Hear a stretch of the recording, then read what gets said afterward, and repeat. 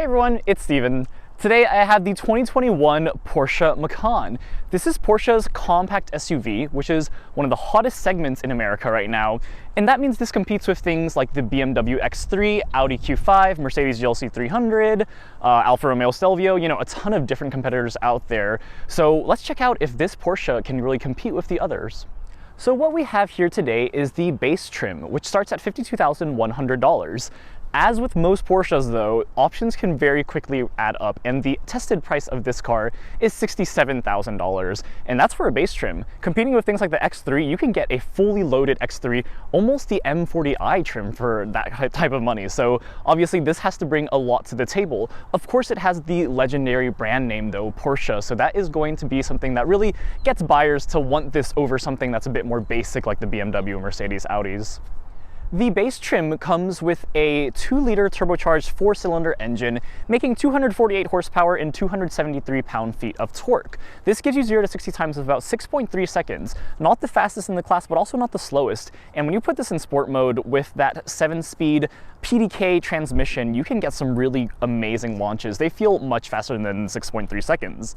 As expected, all Macans come with standard all-wheel drive. Fuel economy numbers though do suffer a little bit. This is definitely below the competition. You get 19 city, 23 highway, and a combined total of 21 miles per gallon, and that is definitely below average in this class.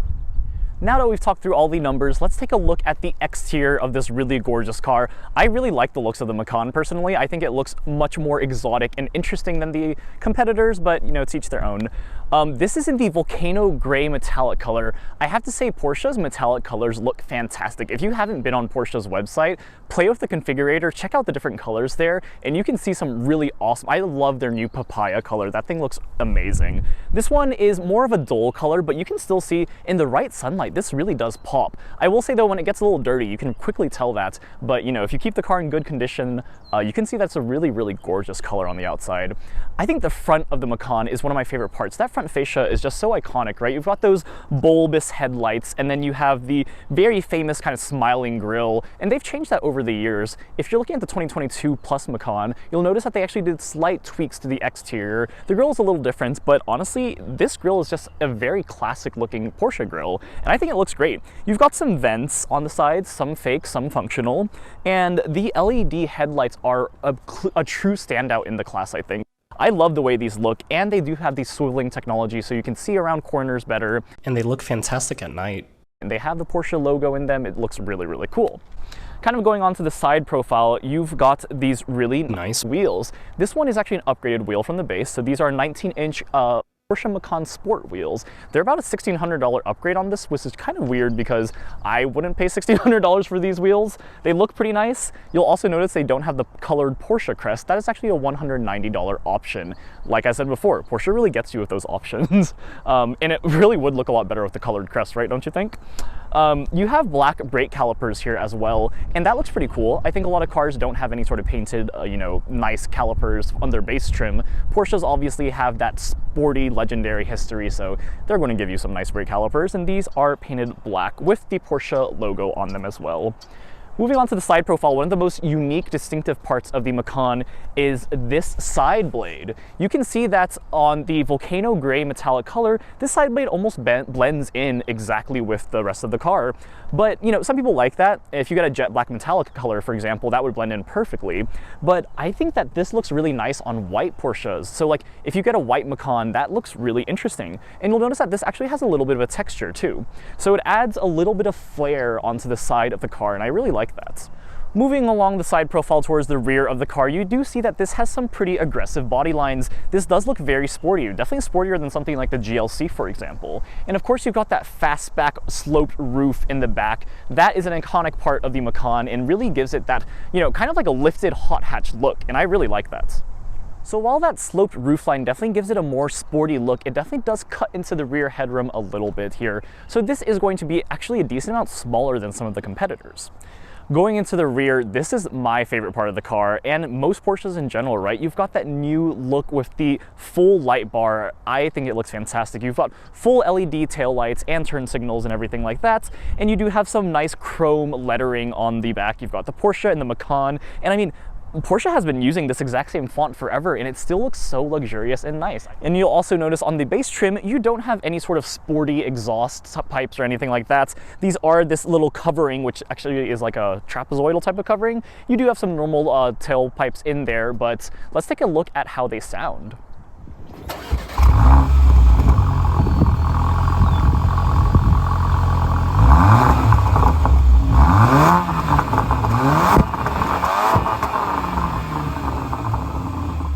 And that exhaust note is pretty impressive for a base trim, right? I think Porsche really tuned that nicely so that even sport enthusiasts can settle with something like a base Macan.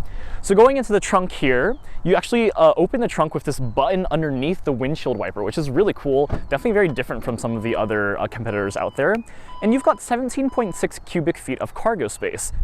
And while that number is less than its competitors, this actually does feel like a decent amount of cargo space considering it is the smallest vehicle in the segment. All right, going into the interior of the 2021 Porsche Macan, you do have keyless entry as expected, and you've got some nice beige seats on this one. So this one has the Mojave beige interior with the black leather as well. And you can see there's a lot of beige here throughout the entire cabin.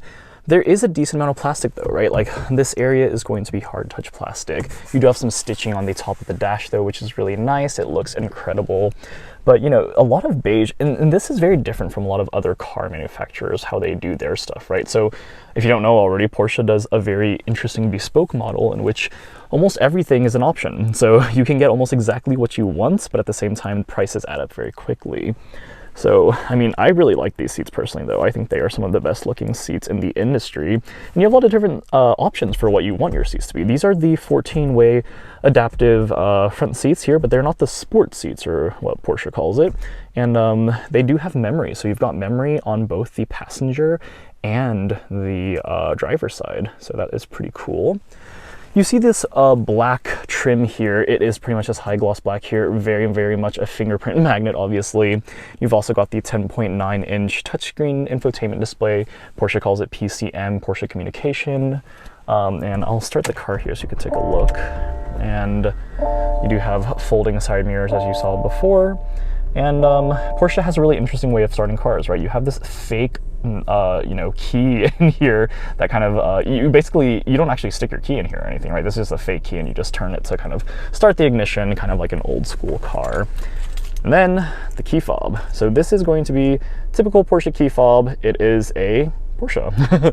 It's actually pretty small, which I really enjoy. It's definitely not that large, so easy to keep in your pocket, but also a little hard to keep, you know, discreet. It is a very clear indication that you have a Porsche, so definitely try to keep that a little bit private if you need that.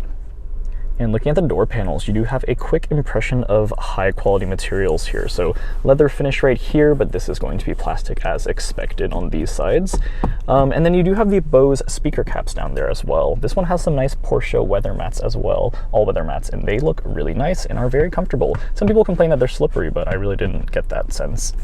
You can see here we've got wireless Apple CarPlay. It doesn't take up the entire screen, but the nice part is you can use this to kind of set up some favorites and, you know, display different pieces of information. So honestly, this looks pretty good.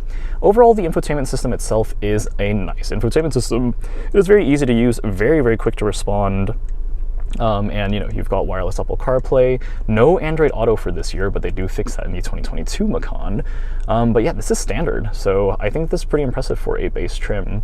And you know, just going along all the different functions, it's very easy to navigate through the different menus here and change things. So yeah, this is an intuitive system, probably better than some of the other ones out there, but I will say it's a little less configurable, right? Like you can change the order of these widgets and stuff like that, but at the end of the day, some of the other ones out there do offer some more configuration options. I don't really like these buttons here. Personally, like it is nice to have hard buttons, but I feel like very few people are going to use these. And then these vents, you know, they're okay. I don't really like the positioning of them. It is hard to get them to cover certain areas of your body whenever you want the heat or the cold air, but you know, it's kind of standard. You can see right here, this is covered with some glare right now, but that is going to be the temperature. So you have tri-zone climate control, so the back actually has its own temperature as well, and that is standard on this car. Definitely expected for the price of this. You do have a nice leather wrapped shift knob right here, and then these are all buttons, right? The moment you look at this, you're kind of like, whoa, this is a lot. And this is one of the most major complaints about the Macan that they tried to update in the 2022 Macan is they added all of these haptic buttons instead. Here in the 2021, you've still got, you know, normal ones. And I feel like things like this, you know, where the airflow is going is like, who's actually going to use that, honestly? Like, I don't know if people use that frequently. You do have heated and ventilated seats here. That is part of the Premium Package Plus, which is definitely worth it. And then you have some lane departure warning stuff, auto stop start engine, traction control, and then off-road mode and sport mode. This one is something I want to keep on all the time. You do get some nice suspension firming up, and your steering wheel firms up, and yeah, it's just overall a nicer driving experience in my opinion. You've got a 12-volt power outlet there, and 2 cup holders. So these are pretty standard size cup holders, and they're really grippy. I like that. And the good thing is you can see in this one right here actually has a smaller ring, so you can put smaller things in there, and then the larger ones fit in this one. You'll also see that you can slide this right here. You can slide that forward to kind of act as an armrest, or you can move it back. In terms of actual storage, you do only have 2 USB-C ports. This car only has USB-C, so if you have any USB-A, you definitely need to get a USB-C to actually use this car. But again, this does have wireless Apple CarPlay, so that works out really nicely. You do have a really neat analog clock right here that definitely looks really nice, and you can actually change that if you get the Sport Chrono package, which also adds a little drive mode selector right here as well, but we don't have that in this car. Honestly, in the base trim, I don't know if it'd be worth it, but you know, whatever people want these days, right? With Porsches, again, you can have the craziest, sportiest looking Macan, and it can be a base. You do have some nice aluminum paddle shifters here. I've never really liked the look of the steering wheel because it has these weird like screw looking things. You can get the steering wheel like darker essentially, and that helps kind of you know, less accentuate the screws, but overall, I mean, it's grown on me, but you know, it's okay. People really like the steering wheel, and this is something that I think I liked more than I expected, because it's a thin steering wheel, and that is something that's very different from, like, for example, I drove the GV70 recently, and that has a really thick steering wheel. I think Hyundai does that a lot in their products. And then, you know, even that AMG Mercedes I drove recently, that's really thick steering wheel, but this one is really thin. You do have some nice bolstering at the 10-2 position though, which helps. And overall, I mean, driving this for a while, like, I really came to appreciate this steering wheel. It's a work of art here, really. But people will always talk about the horrible buttons here. They are just not good in terms of practicality. So there is no skip track button on this Porsche, and that is pretty standard across their lineup. They have only recently started adding that. If you get the 2022 Macan, that one does have a skip track button, but no previous track button, so it's still kind of weird. This one you can set to a few different things. Most people will set this to the skip track button, though that doesn't work with Apple CarPlay in the 2021, which is super weird. So I set it to the surround view camera, which actually works pretty nicely. However, you will notice that the surround view camera really does not have the greatest camera quality. So you know, even right here, this is showing me in front, but you can choose what you want to show. So, you know, side, panorama, front, top. This top-down view is always really weird. It is nice when you're backing into a spot, I guess, but yeah. It just really doesn't have the greatest quality. You would expect a lot more from an almost $70,000 vehicle. And the last thing I want to talk about here is going to be the gauge cluster display here. So you do have a digital one on the side, which shows a variety of different things you can control it with this. So you can show adaptive cruise control, your torque split, which is pretty cool, tire pressure, drive times, navigation. You do have a map, which is kind of cool, and you can show some different options here in terms of, you know, a 3D map, north, up, etc., etc. But I don't find myself using this very often. And then you do have a one that displays your media, and then of course your actual song and stuff like that. You do also have your range and the fuel up there, and you've got the time and temperature, and those can all be edited. In the center, you've got the tachometer front and center, as expected in a sporty car like this. You do also have your gear that you're in right there, and you can also switch to manual mode, of course. You do have a nice speedometer right there, so you can kind of see digital speed display. And then yeah, this is a nice look. I love the fully digital look, but I do think for a analog cluster, this looks really nice and covers almost all the bases. All right, so let's head over into the rear seats here. You do have the Macan script on the side here. Looks really nice. And again, you know, a closer look at the door sills. They are pretty nice. You do have your power control buttons right here as well. Aluminum finish, looks pretty normal. And going into the rear seats here, Got about the same appointments right here. You've got the Bose speaker caps as expected. And I mean, overall, this beige interior is just very impressive. And I mean, you'll also notice the rear windows are tinted. I'm not sure if you can tell too much from the camera, but the rear windows are tinted as expected in a luxury premium vehicle like this. And you've got a huge pano sunroof. You can see it is very cloudy today and very dark, so a little hard to film, might be a little grainy, but it is impressive. That sunroof is huge, extends almost all the way to the rear. You do have very nice seats, the same seats in the rear, and they are comfortable and well bolstered, and these are heated. So you do have a lot of functionality here in the back, and I really, really appreciate that. You've also got 2 USB-C ports there. Like I said, only USB-C offered here. You know this weird, like, I don't like the look of it personally, but I mean, I kind of feel like I wish it was more of a, you know, not crimped design, but you know, whatever Porsche wants to do. You have the same weather mats back here. Otherwise, and I mean, legroom is good. I think this is the normal seating position I have this car at, and I'm 5'8".